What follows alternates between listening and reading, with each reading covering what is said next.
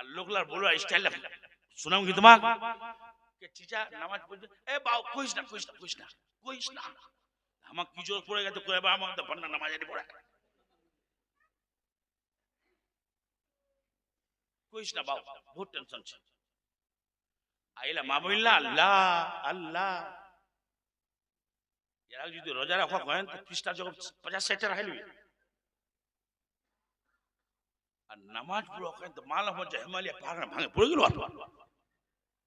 এ মৌলী সাহেব তোমার বুঝেছেন নি আমার নাতি সে পতা ছাইয়া মুচ্ছা ওয়া আগে রোজা স্পেশাল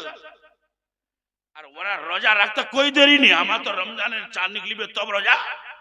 ওরা রোজাটা শুনাম কি ইহুদি মিয়াবি ঝগড়া হয়ে গেল রোজা শুরু খাওয়া বন্ধ খাওয়া বন্ধ রোজা চালু ওই মরগুল সুসুর মুফতি মুহসিন সাহেব जो কোচি একদিন